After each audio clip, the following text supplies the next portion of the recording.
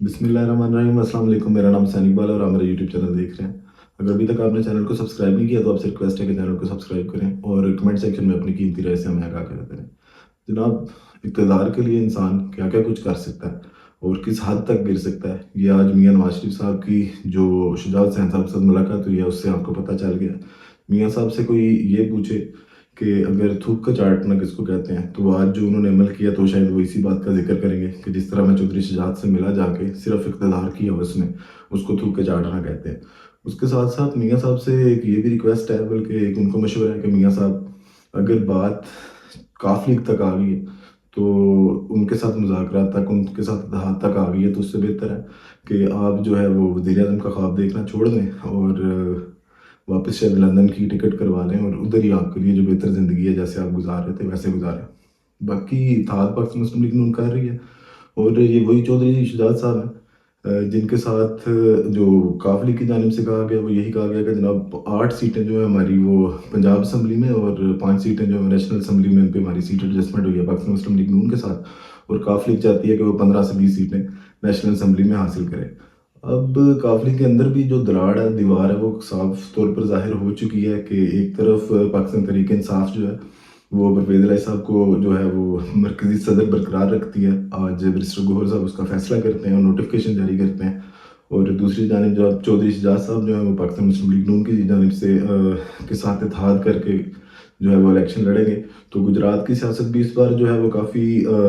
सनसनीखेज रहेगी। दोनों भाई जो है वो अलग-अलग पार्टियों से एक दूसरे के खिलाफ जो है वो इलेक्शन लड़ेंगे। तो मामला किस तरफ को जाते हैं वो भी 8 फरवरी को अगर इंतखाबात होते हैं तो उसके बाद अंदाज़ा हो जाएगा। अब चौधरी शुजात साहब को भी ये सोचना चाहिए कि ये वही पार्टी है जिसके बारे में उन्होंने अपनी किताब में लिखा था कि मियाँ बरादरी और ये पूरी फैमिली वो फैमिली है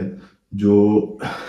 किसी बंदे का भी लिहाज नहीं करती और इनमें बिल्कुल भी दीद लिहाज नहीं है, और जब भी ये मुश्किल से निकलते हैं तो ये अपनी आंखें फेर लेते हैं। अपनी किताब में उन्होंने ये जिक्र किया था कि जब मुशर्रफ दौर में मियाँ साहब को जो पाकिस्तान से जिला वतन किया गया तो इनकी पार्टी पर काफ़ी मुश्किल वक़्त आया, और जो कलसूम नवाज़ हैं उन्होंने पार्टी को लीड किया और उन्होंने भी काफ़ी मुश्किलें काटी। उस तमाम तरह टेन्योर में चौधरी शुजात साहब ये लिखते हैं अपनी किताब में कि कलसूम नवाज़ मेरे घर रहीं, हमने उनको तहफ़्फ़ुज़ दिया,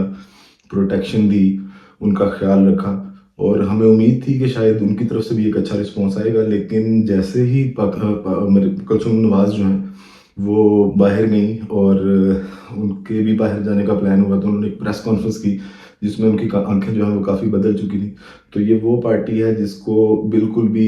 वो फैमिली है जिसको बिल्कुल भी जो है वो किसी किस्म का एहसास नहीं है, और ये आंखें बदल लेते हैं, आंखें फेर लेते हैं। ये चौधरी शुजात साहब उनके बारे में पहले कह चुके हैं। अब एक फिर इत्तेहाद हुआ है और इत्तेहाद के बाद अगर गवर्नमेंट नहीं बनती तो फिर किस तरह की बयानबाजियाँ आती हैं, और अगर बन भी जाती है तो फिर ये लोग कैसे इकट्ठे चलेंगे, इसका फैसला भी आगे जाके देखा जाएगा। लेकिन मुश्किल है जो सिचुएशन है, और शायद नवाज शरीफ साहब को भी पता लग गया कि उनके लिए मुश्किल है कि वो इन इत्तेहाद जो जगह जगह से इलेक्टेबल्स इकट्ठे कर रहे हैं, उसके अलावा ये इलेक्शन में फतह हासिल नहीं कर सकते, और वज़ीर आज़म बनने का ख्वाब ही है। दूसरी जानिब जनाब, अब नवाज शरीफ साहब की बात करें तो कल अल अज़ीज़िया केस का जो उनका आखिरी केस है, बाकी दोनों में तो उनको तोशाखाना में भी बरियत मिल चुकी है, और जो उनका एवन फील्ड डिपार्टमेंट था उनमें भी बरियत मिल गई। कल अब अल अज़ीज़िया रेफरेंस की इस्लामाबाद हाई कोर्ट में जो है वो समाअत है, और उस पे भी तकरीबन सबको पता है कि जिस तरह राणा सनाउल्लाह साहब ने भी कहा कि 1-2 दिन में उसका भी फैसला आ जाएगा। हालांकि मज़े की बात ये है और देखने की बात ये है कि वो जो केस चल रहा है जिसकी कल समाअत है उसमें जो दरख्वास्त है वो ये है कि इनकी सज़ा को बढ़ाया जाए और इनको 7 साल की कैद है। तो अब कल लेकिन जो होगा वो पूरी कौम देखेगी, वो एक नया तमाशा होगा जो हमारी अदालतों की जानिब से लगाया जाएगा, और तारीख में पहली बार ऐसे देखा जाएगा कि एक केस जिसमें सज़ा बढ़ाने की इस्तदा की गई थी उसमें बरियत कैसे मिलती है और चंद दिनों में कैसे मिलती है, मिनट लगेंगे। और जो है वो जो अदालत है जस्टिस आमिर फ़ारूक साहब की इस्लामाबाद हाई कोर्ट, वो आजकल जो है वो बहुत तेज़ स्पीड पे तेज़ तरीन इंसाफ जो है वो पाकिस्तान मुस्लिम लीग नून को पहुँचाया जा रहा है, ख़ासकर नवाज शरीफ साहब को। तो कल के केस में सुबह जब समाअत होगी, क्या दलाइल आते हैं और अदालत का क्या रवैया होता है, ये जो है वो पाकिस्तान की कौम को यकीनन हैरान करने वाला होगा। और इससे पहले ये तासुर था कि जो लाहौर हाई कोर्ट है उसको लोहार हाई कोर्ट कहा जाता था, और कहा जाता था जनाब कि मुस्लिम लीग नून ने جتنے بھی فیصلے کروانے ہوتے ہیں اپنے حق میں وہ لاہور ہائی کورٹ سے کرتی ہیں. لیکن اب لاڈلے کو پروٹیکٹ کرنے کا، لاڈلے کو انصاف دینے کا، لاڈلے کو انصاف کی ہوم ڈلیوری دینے کا جو ٹھیکہ ہے وہ جسٹس عامر فاروق صاحب نے اپنے سر پہ اٹھایا. اور وہ یہی کہتے ہیں کہ جناب جو نواز شریف صاحب کے کیس ہوں گے ان میں ریلیف بھی میں نواز شریف صاحب کو خود ہی دوں گا، اور جو عمران خان صاحب کے خلاف کیسز ہوں گے ان کو بھی میں ہی سنوں گا. اگر میں نہیں بھی ہوتا تو جو باقی سینئر جج ہیں وہ بھی میرے سے یا تو کال پہ پوچھیں یا پھر میں واپس آ کے خود ہی فیصلہ کروں گا کہ ان کے کیس کو کیسے لے کے چلنا ہے. اب سیاسی صورتکاری نواز شریف صاحب کی کافی ہو رہی ہے، اور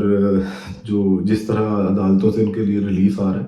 اور جیسے منٹوں سیکنڈوں میں ان کو انصاف دیا جا رہا ہے، تو اس کے بعد یہاں سے ریاستی جو تمام تر وسائل ہیں وہ بھی نواز شریف صاحب کو دیے جا رہے ہیں الیکشن جیتنے کے لیے، عدالتی بھی دیے جا رہے ہیں، اور اس کے ساتھ ساتھ ان کے اتحاد کروائے جا رہے ہیں. سب کو پتہ ہے کہ جو کاف لیگ ہے وہ ہمیشہ سے چودھری شجاعت صاحب جو ہیں وہ مفاہمت کے راستے پہ چلتے ہیں، اور وہ کس طبقے کے ساتھ چلتے ہیں اور ان کی پارٹی کس طبقے کی وجہ سے فیصلہ کرتی ہے کہ انہوں نے انتخابات میں یا حکومت بنانے میں کس سائڈ پہ جانا ہے.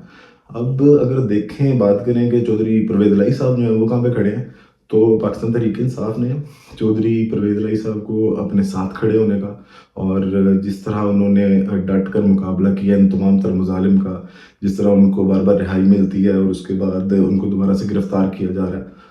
اور کافی مہینوں سے وہ جیلوں کا سامنا کر رہے ہیں، اور طبیعت